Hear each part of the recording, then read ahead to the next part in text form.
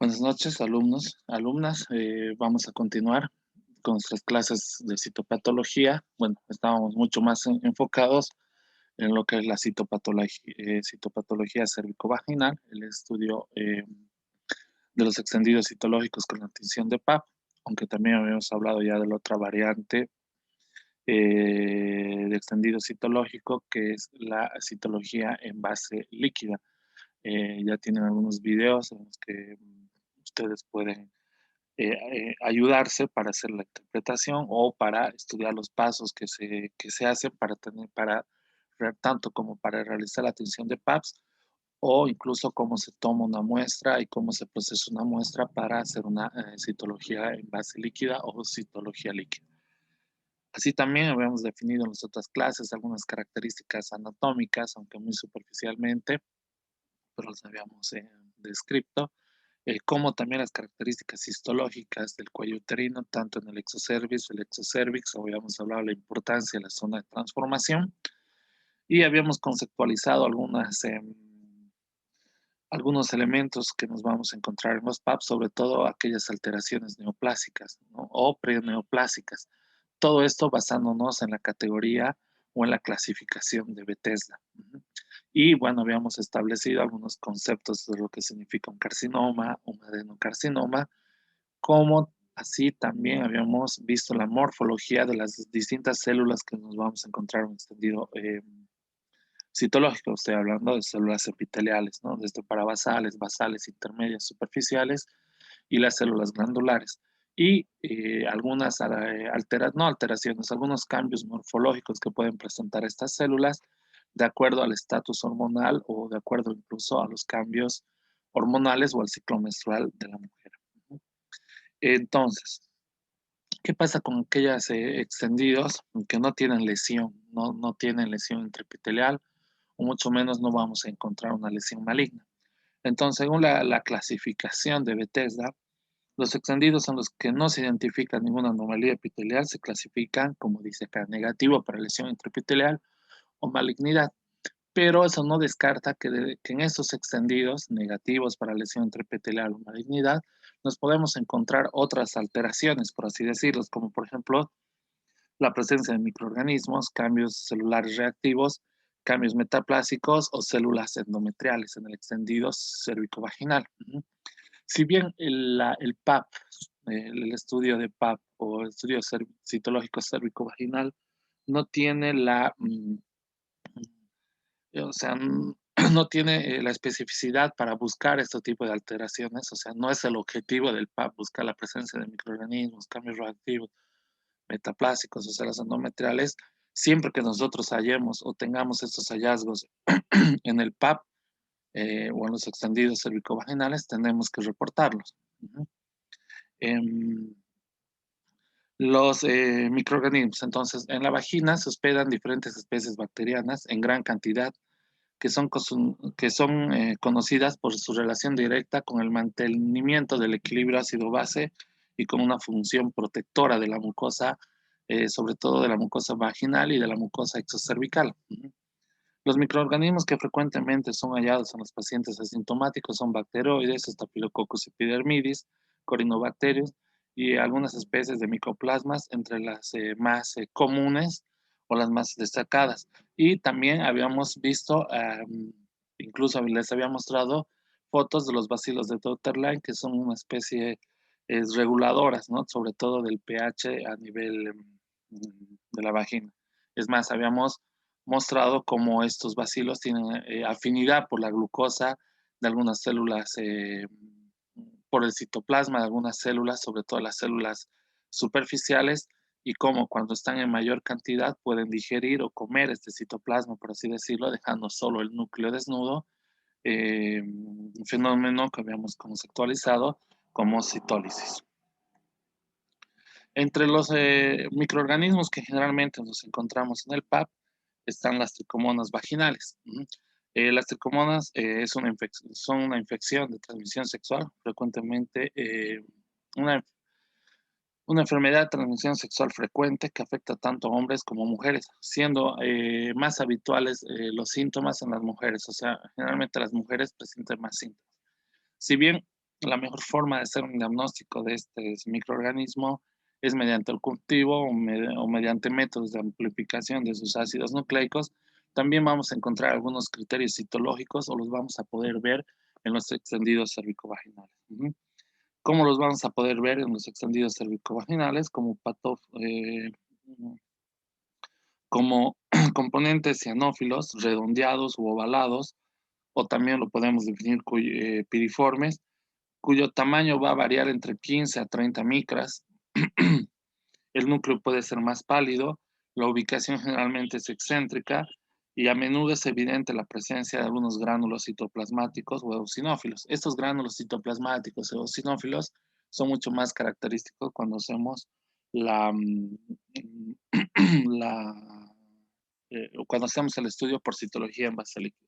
Y también este tipo de microorganismos, Trichoderma vaginalis, generalmente puede venir asociado a otro tipo de microorganismo, teniendo una infección así mixta.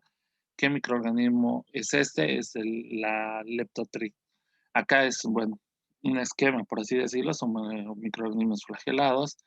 Ven que sus formas son ovaladas, el núcleo siempre está más hacia la periferia, pero bueno, esto es más tridimensional, por así decirlo, pero eh, esto es lo que nosotros encontramos en los extendidos vaginales.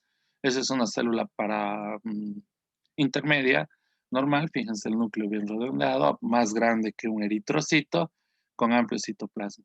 Pero ya acá ya vemos un citoplasma más piriforme, como lo habíamos definido, perdón, con un núcleo también, que acá no se nota mucho, pero también excéntrico, más hacia la periferia del núcleo. Y acá finamente, si pueden ver, se puede ver un flagelo.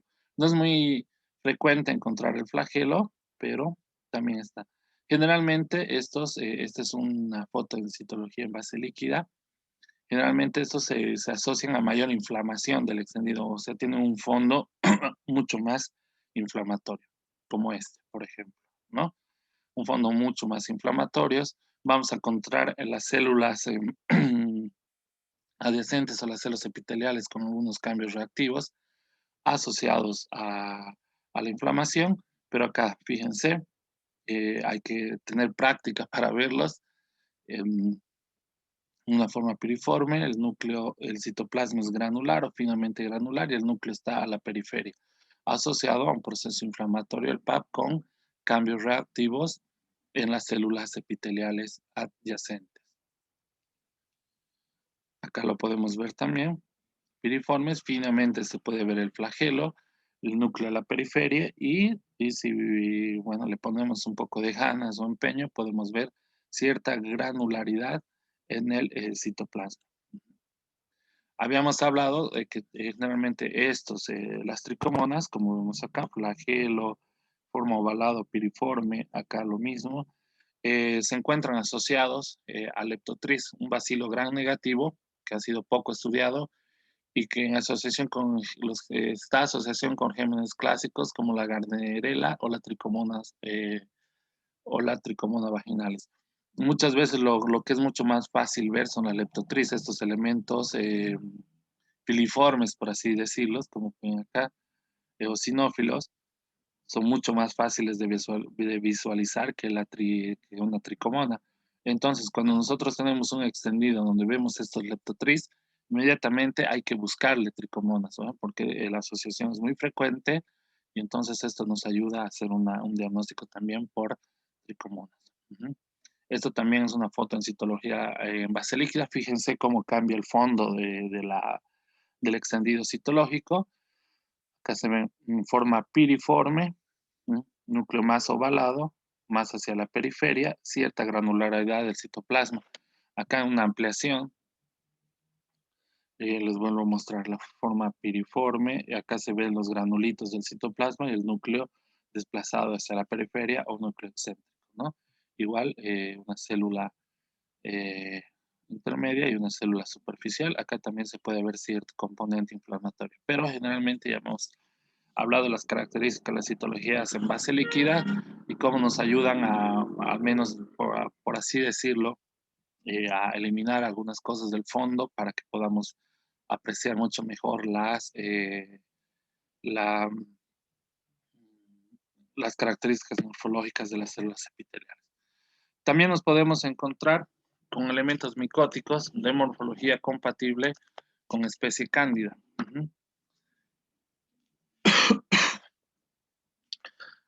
Entonces, este es un elemento también, un microorganismo muy común que nos vamos a encontrar en los extendidos citológicos. La Candida albicans es un tipo de hongo común.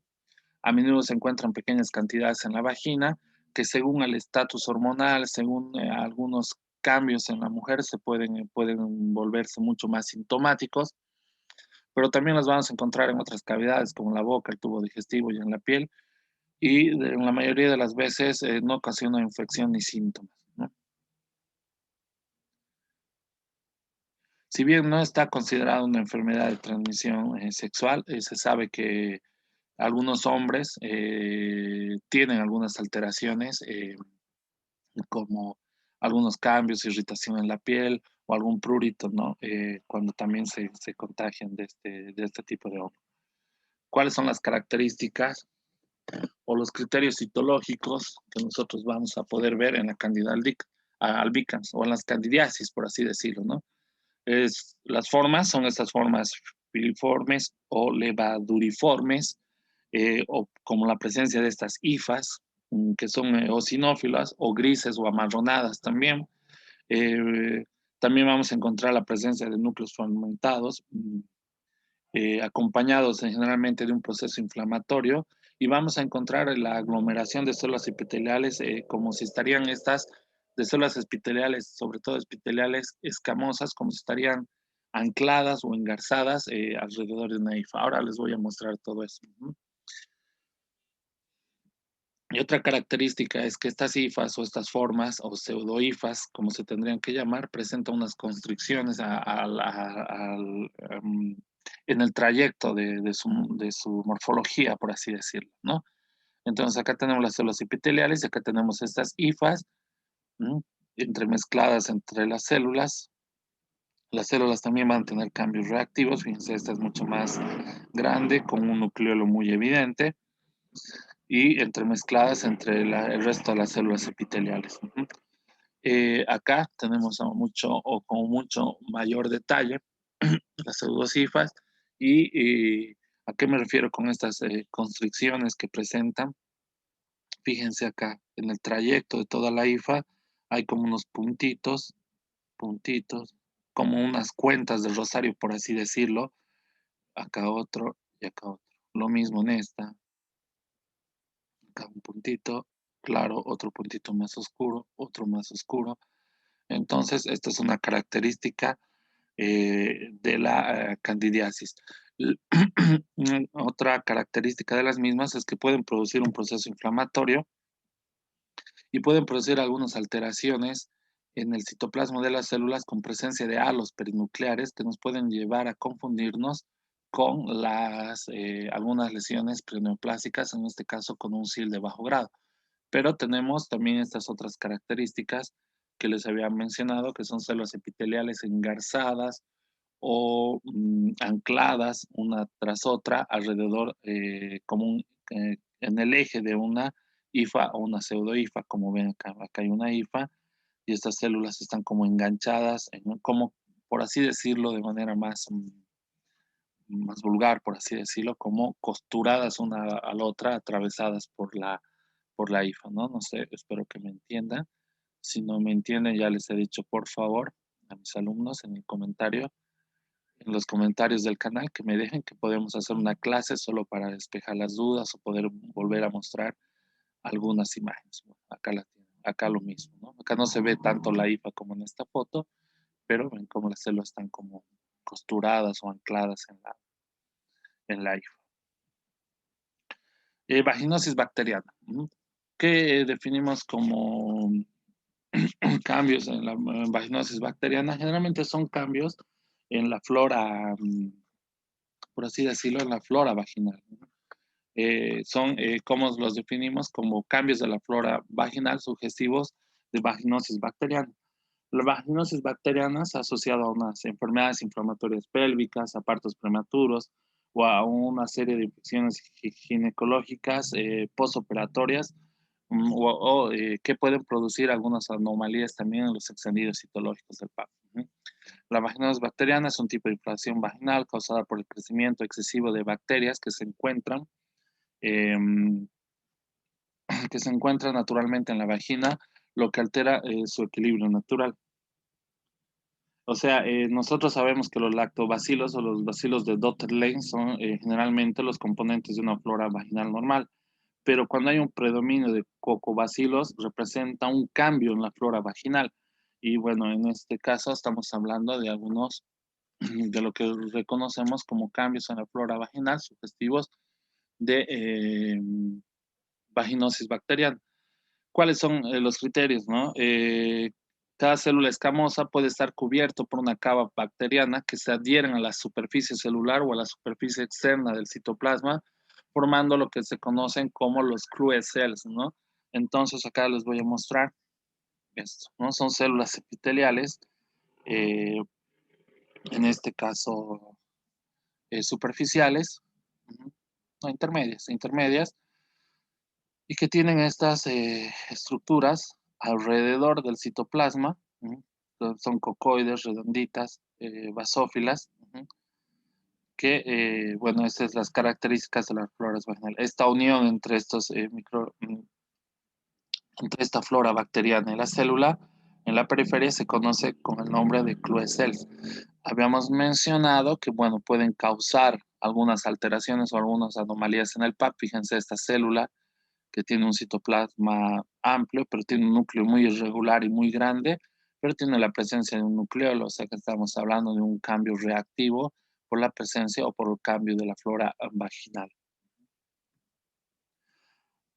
Bacterias características morfológicas, con características morfológicas compatibles con actinomices.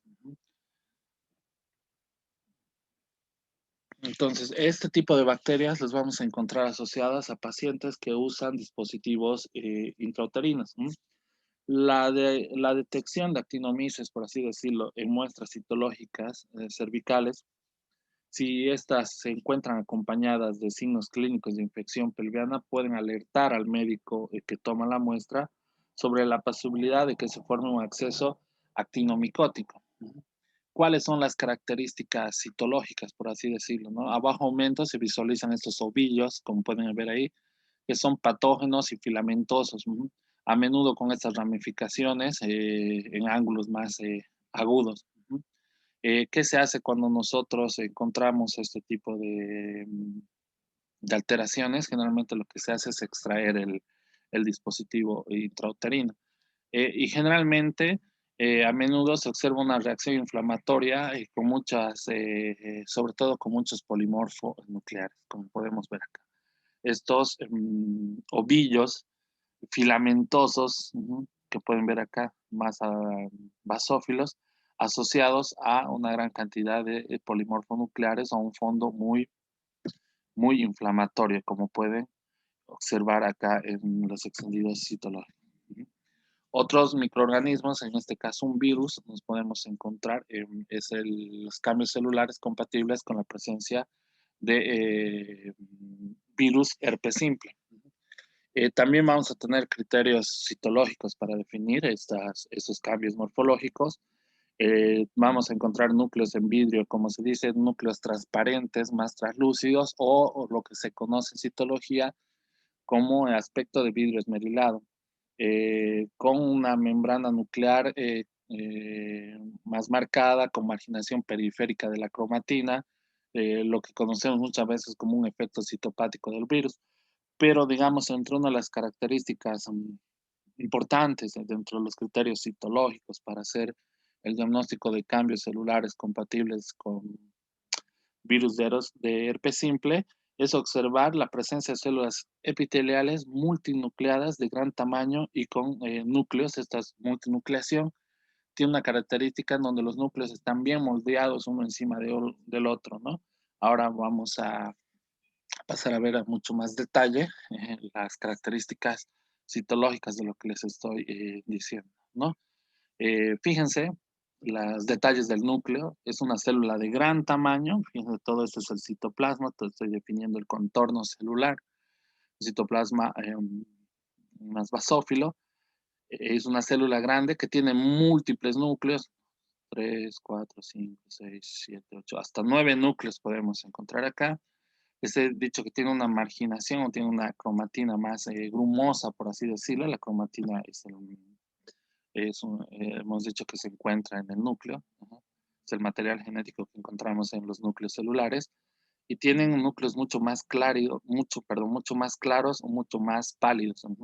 Entonces, esto es una característica de lo que es la infección por herpes virus. Un núcleo claro, en vidrio esmerilado, como se conoce, y con multinucleación, y células muy grandes.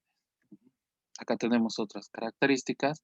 Esta es una célula multinucleada, esta sí tiene una cantidad enorme de núcleos, pero acá se puede ver mucho más, por ejemplo, acá una célula más, más aislada, realmente la palidez del núcleo, asociado a infiltrados inflamatorios, en este caso polimorfo nucleares.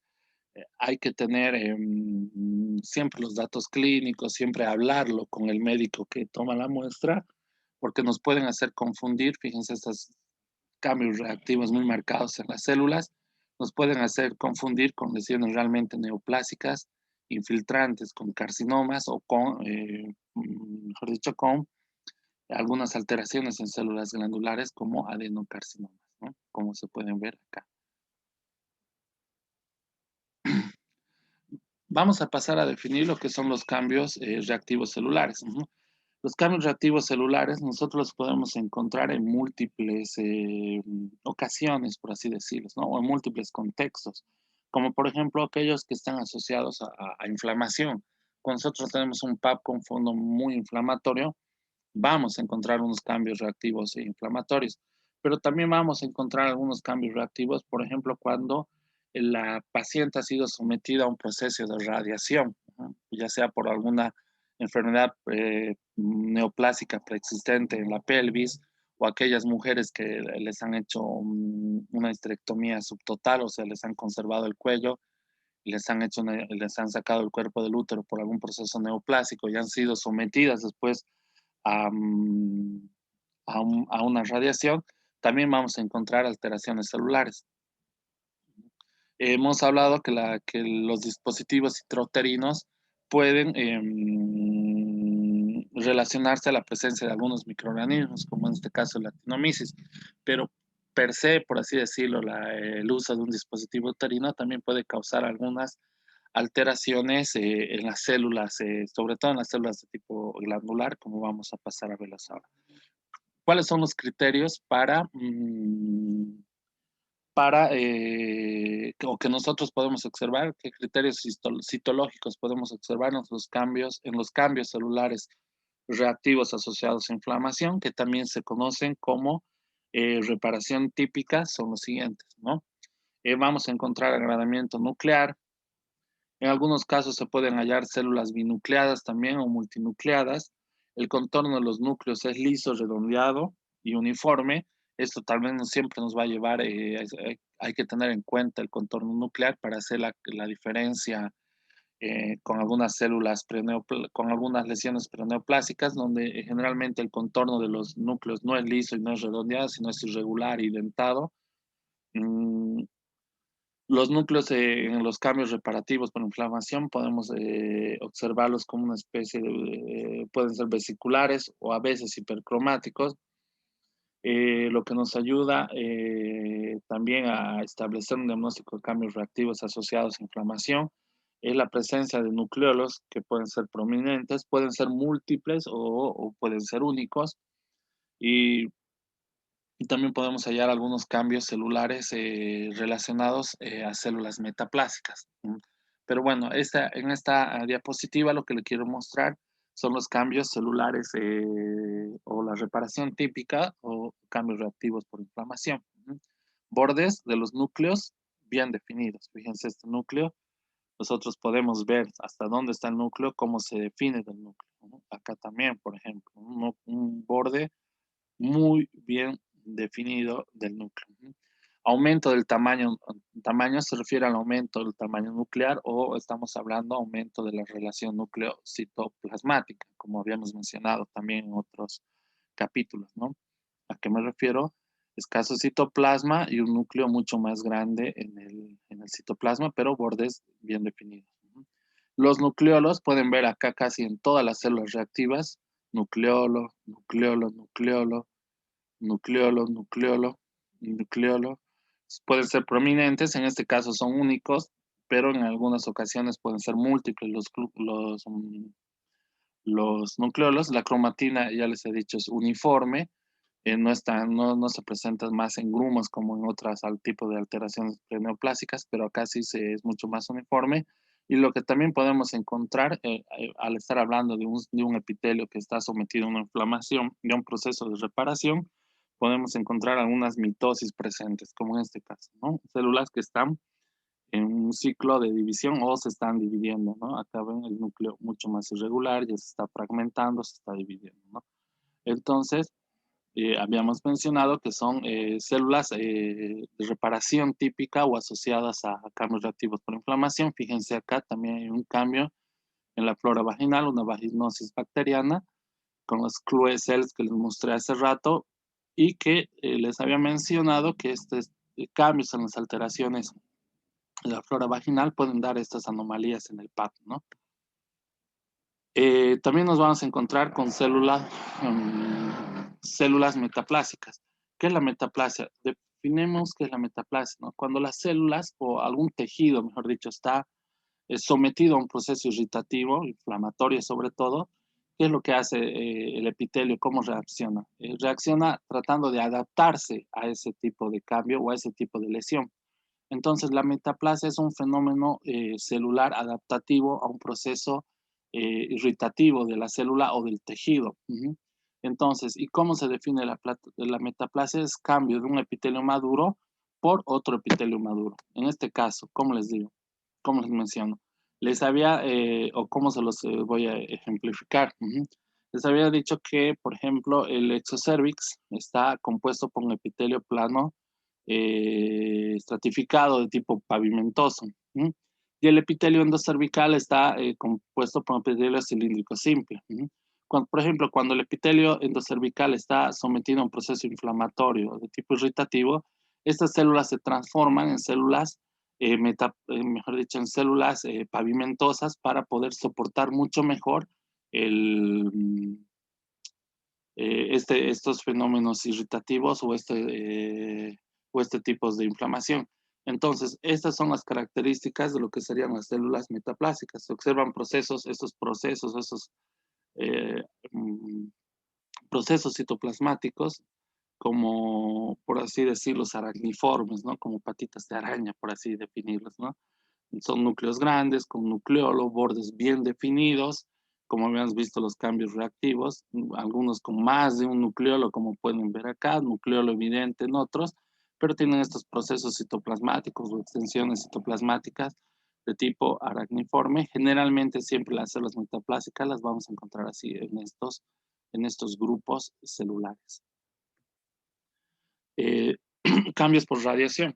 Habíamos hablado en qué casos podemos encontrar los cambios reactivos asociados a radiación, ¿no?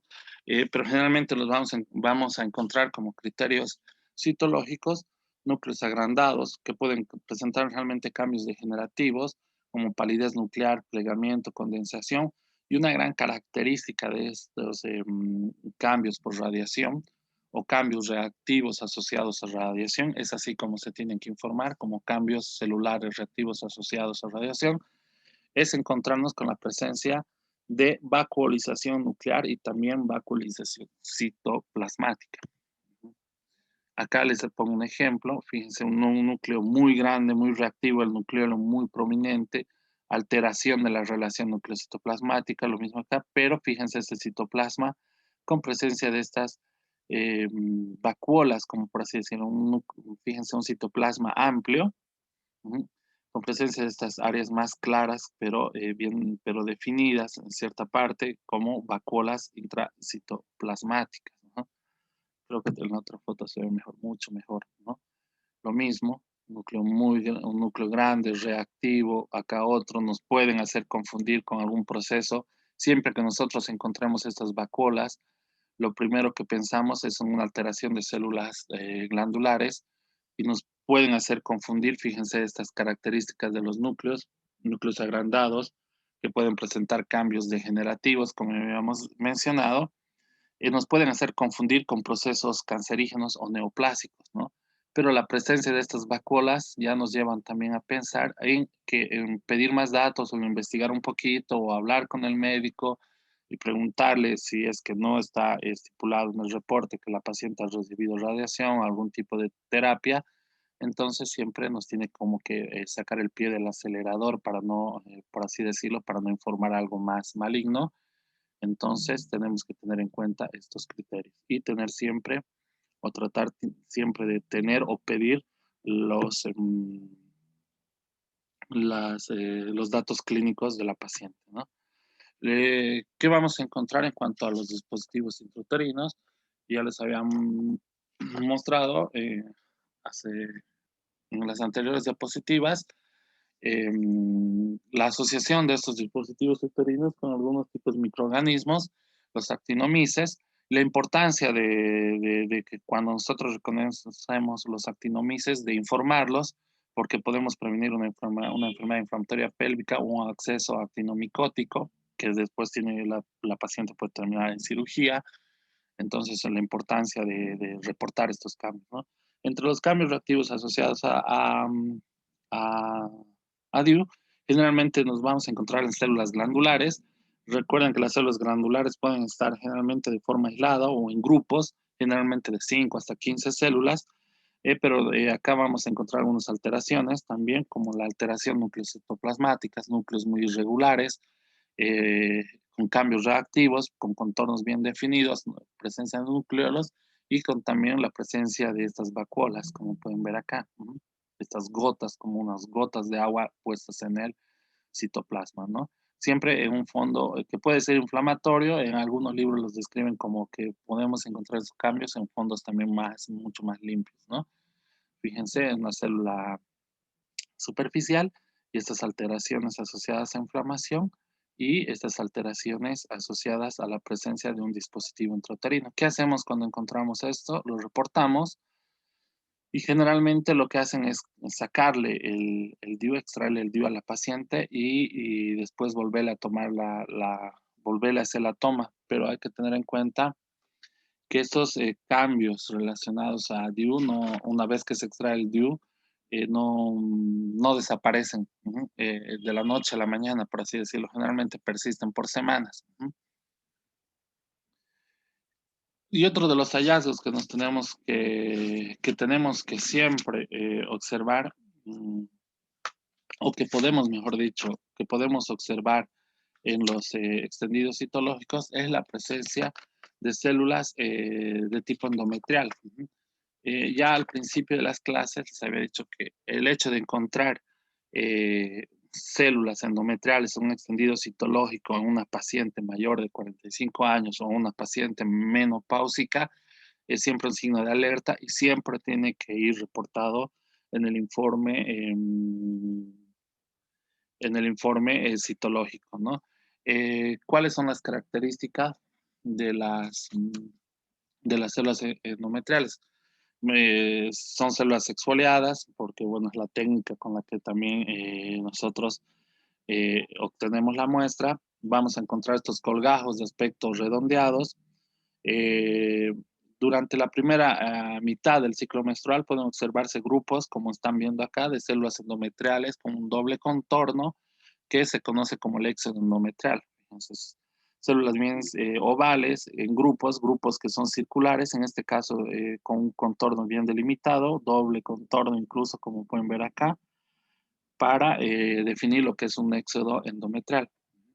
Acá esto nos sirve para ver las características entre las células endocervicales y las células endometriales. Las endocervicales, habíamos dicho que podemos verlas de maneras aisladas o en grupos celulares,